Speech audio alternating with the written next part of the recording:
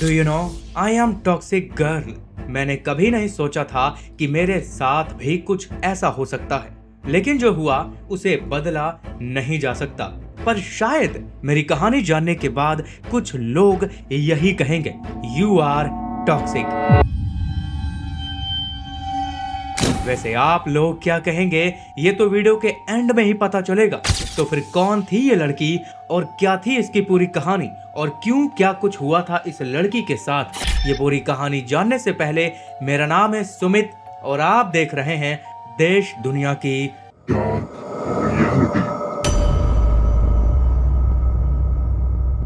ये कहानी अंजलि उर्फ आकांक्षा की है, जिसका जन्म उत्तराखंड में हुआ था और लाइफ में सब कुछ ठीक चलता जा रहा था, जो कि आगे चलकर अंजलि की मुलाकात सोहेब नाम के एक लड़के से हुई और उसी के साथ 12 मार्च 2017 में अंजलि की शादी भी हो गई। वैसे शादी के शुरुआती दिन जैसे जादू से भरे थे, जो कि 1 साल बाद ही अंजलि ने एक नन्ही परी को जन्म दिया। अब अंजलि को लगा कि उसका जीवन पूरा हो चुका है, लेकिन वक्त बदलने वाला था। जरा सोचिए, जब जीवन में सब कुछ ठीक लगने लगे फिर अचानक जिंदगी अपनी चाल बदल दे तो जीवन कितना फीका और बकवास लगने लग जाता है ना। खैर, सोहेब का काम अब उसकी जिंदगी में सबसे अहम हो चला था। ज्यादा काम, ज्यादा सफर, वो घर से दूर रहने लगा और यही वजह थी कि अंजलि अब अकेलेपन का शिकार होने लगी और शायद इसीलिए दोनों के बीच छोटी छोटी बातों पर अब झगड़े भी होने लगे।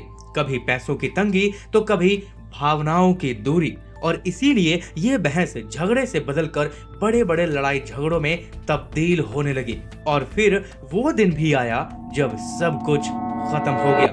15 जून 2020 को दोनों ने तलाक ले लिया। अब तलाक के बाद अंजलि ने हार नहीं मानी, वो अपनी बेटी के साथ मुरादाबाद गई। उसने सोचा कि यहाँ एक नई जिंदगी की वो शुरुआत करेगी और इसीलिए किराए का एक मकान लिया, यानी कि एक छोटा सा कमरा भी आप समझ सकते हैं, और वहीं पे वो रहने लगी और पूरी कोशिश की अपने पैरों पे खड़े होने की और एक नौकरी की तलाश में जुट गई। मुरादाबाद में ही उसकी मुलाकात फिर एक सद्दाम नाम के लड़के से हुई। सद्दाम दिल्ली में नौकरी करता था, लेकिन अक्सर मुरादाबाद में आता जाता था, वहां पे ठहरता भी था। इसी बीच दोनों की काफी नजदीकियां बढ़ी और ये नजदीकियां प्यार में बदल गई और ये आसमान चूमने लगे और सपने देखने लगे एक दूसरे के साथ जीवन बिताने के। और फाइनली दोनों ने 10 फरवरी 2022 को शादी भी कर ली। फिर शादी के बाद दोनों मुरादाबाद में ही रहने लगे। सब कुछ ठीक चल रहा था, लेकिन अब सद्दाम अपनी नौकरी के कारण अक्सर दिल्ली चला जाता था और काफी समय उधर बिताता था और इसीलिए फिर से अंजलि अकेलापन महसूस करने लगी और इसीलिए अंजलि ने खुद के अकेलेपन को दूर करने के लिए खुद को बिजी रखने की कोशिश की और फिर तब भी बात नहीं बनी। तब उसने नए दोस्त बनाने शुरू कर दिए और उन्हीं दोस्तों में एक मोहित भी था। मोहित एक प्रोफेशनल फुटबॉलर था जो कि अक्सर ट्रेनिंग के बाद मुरादाबाद आता था, लेकिन वो रहने वाला खास तौर पे राजस्थान का था। खैर, फिलहाल तो सब कुछ ठीक चल रहा था, लेकिन शायद अब वो समय आ गया था जिसने इस पूरी कहानी को एक डरावने मोड़ पे लाकर खड़ा कर दिया। 24 दिसंबर 2024 अंजलि ने अपने दोस्त के साथ एक छोटी पार्टी एंजॉय करी। पार्टी में मोहित और उसके अन्य दोस्त भी शामिल थे। म्यूजिक चल रहा था, सभी मस्ती में झूम रहे थे और उस रात सबने मिलके जम के पार्टी की और अब रात के तकरीबन 1 बजे पार्टी खत्म करने के बाद अंजलि घर की ओर निकल पड़ी, लेकिन अफसोस कि वो कभी घर नहीं पहुंची। और अब अगले सुबह मुरादाबाद के पास बसे जहांगीरपुर गांव का रमेश नाम का एक आदमी दूध लेकर लौट रहा था। उनका रास्ता वही पुराना था, वही जो झाड़ियों के पास से होकर गुजरता था। अचानक उसकी नजर झाड़ियों की तरफ कोने पे पड़ी। पहले तो उसे लगा, उसने सोचा शायद कुछ गिरा पड़ा होगा, लेकिन जैसे ही उसने वहां पे मुड़ के देखा, थोड़ा ठहर के देखा, तो उसके पैर वहीं पे थम गए। दिल की धड़कन इतनी तेज हो गई मानो बाहर निकलने को तैयार हो। रमेश को झाड़ियों के पीछे कुछ दिखा, यानी कि किसी का पैर। वो कांपते हुए थोड़ा और आगे बढ़ा और जैसे ही उसने पूरे झाड़ को हटाकर देखा तो उसकी आंखें डर से कांप उठी, क्योंकि वहां एक महिला का हव पड़ा हुआ था। गले पर एक गहरा कट, इतना गहरा कि उसे देखने मात्र से किसी के भी रोंगटे खड़े हो जाएं। जो बहना था वो बह चुका था, लेकिन अब तक सूख चुका था, लेकिन उसकी लकीरें अभी भी झाड़ियों में यहाँ वहां फैली हुई थी। अब ये नज़ारा देखने के बाद उसने कांपते हुए हाथों से अपने जेब से फोन निकाला और जल्दी से भोजपुर थाने में फोन किया और वहां पे सारी वारदात बताई। और अब पूरी तैयारी के साथ वो पुलिस वाले 7:40 पे उसी जगह पे यानी कि घटना स्थल पे पहुंचे। अब वहां पे पुलिस का सायरन सुनने के बाद लोगों की भीड़ भी जमा होने लगी। फिर इंस्पेक्टर ने इशारा किया और फॉरेंसिक टीम को भी बुलाया गया। हर चीज को ध्यान से देखा और परखा जाने लगा। हर छोटी चीज को खंगाला जा रहा था। झाड़ियों के बीच एक अजीब सी चीज मिली, यानी कि एक टूटा हुआ अस्तूरा मिला। ये वही अस्तूरा था जिसे उस महिला की सांसों की डोरी के ऊपर चलाया गया था। पर सवाल अभी भी वही था कि वो महिला थी कौन, क्योंकि वहां आजू बाजू में या फिर उसके पास कोई ऐसा एविडेंस नहीं मिला जिससे उसकी पहचान की जा सके। लेकिन हाँ, उसके एक हाथ में आकांक्षा लिखा हुआ था। तो इसी की फोटो जारी करते हुए सोशल मीडिया पे फैलाई गई और उसी फोटो को देखकर उसकी छोटी बहन अनीता ने पहचाना और सीधे थाने पहुंचकर अपनी बहन के रूप में अंजलि की पहचान की। इतना ही नहीं, आकांक्षा उर्फ अंजलि के पिता पुलिस को यह बताते हैं कि उसे संदेह है कि इसके पीछे मोहित का हाथ हो सकता है। लेकिन यह सच्चाई अभी कोसों दूर थी, जिसका पता लगाना पुलिस का काम था। अब कुछ ही घंटों बाद पोस्टमार्टम की रिपोर्ट भी आई।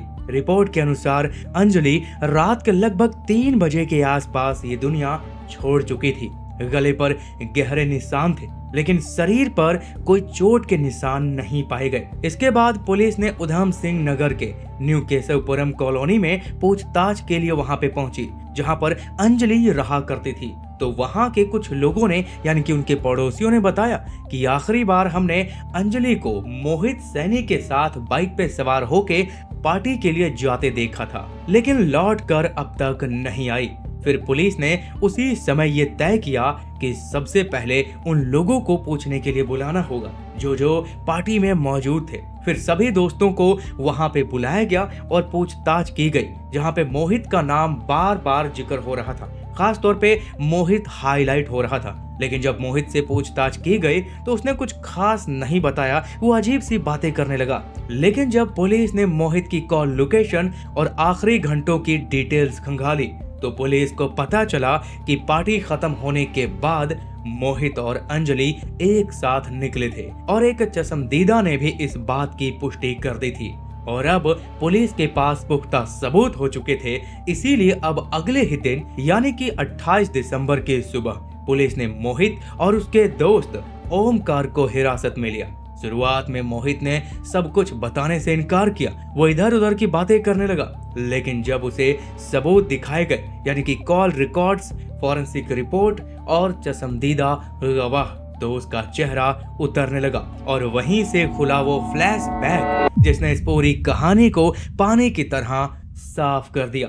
लेकिन यहाँ पर मैं आपको कुछ बताना चाहता हूँ कि मैंने पूरी तैयारी कर ली है आप सभी को एक नए तरीके से हॉरर स्टोरी सुनाने की, जो कि आपकी एक्सपेक्टेशन से कहीं परे होने वाली है। इतनी हॉरिबल, इतनी इंटरेस्टिंग कहानियां कि आपने कभी नहीं सुनी होगी, और इसीलिए मैंने अब इस चैनल का नाम बदलकर मिस्ट्री वायलेंट रख दिया है और इस चैनल को मैंने कमेंट में पिन भी किया है। तो इसीलिए जरूर सब्सक्राइब करके बेल आइकन ऑन कर लें, क्योंकि अब जो कुछ आपको वहां पे मिलने वाला है उसका मजा ही कुछ और होने वाला है। तो अंजलि की मुलाकात मोहित से तब हुई थी जब उसका पति सद्दाम अक्सर काम के सिलसिले में बाहर रहता था। पहले दोस्ती हुई और फिर दोस्ती से धीरे धीरे अट्रैक्शन बढ़ा और प्यार में बदल गया, और इसी वजह से उसका दूसरा पति भी उसे छोड़कर चला गया।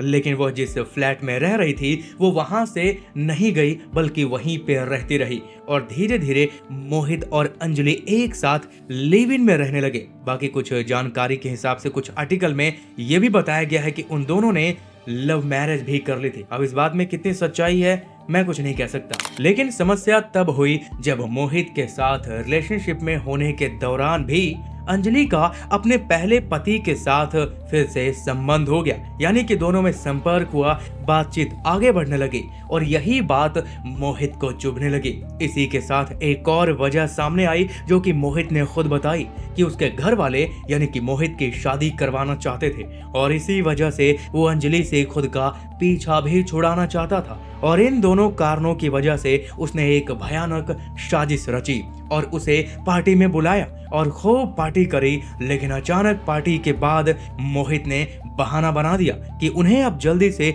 मुरादाबाद लौटना होगा क्योंकि उसकी माँ बीमार है, इसीलिए उन्हें अब रात को ही निकलना होगा। जो कि मोहित अपने दोस्त ओमकार के साथ पीछे अंजलि को बिठा के वहां से निकल पड़ते हैं। लेकिन जहांगीर के पास वीरान जगह पे बाइक को ठहराया जाता है और वहीं पे ओमकार अचानक बातों ही बातों में अंजलि का पीछे से हाथ पकड़ लेता है और वो जेब से यानी कि मोहित अपनी जेब से उस अस्तूरे को निकालता है जिससे उसका खेल वहीं पे खत्म कर देता है और उसे झाड़ियों में फेंक देता है। और इस तरीके से अंजलि की कहानी खत्म हो जाती है। अब आगे उन दोनों को क्या सजा होगी ये तो आगे समय और कोर्ट तय करेगा, लेकिन अब आप लोग मुझे कमेंट करके जरूर बताओ कि क्या सच में अंजलि टॉक्सिक थी, क्या उसी की गलती थी या फिर समय का खेल था। प्लीज मुझे कमेंट में जरूर बताएं। बाकी हाँ, नए चैनल पे विजिट करना ना भूलें क्योंकि बहुत ही जल्द धमाका होने वाला है। धन्यवाद।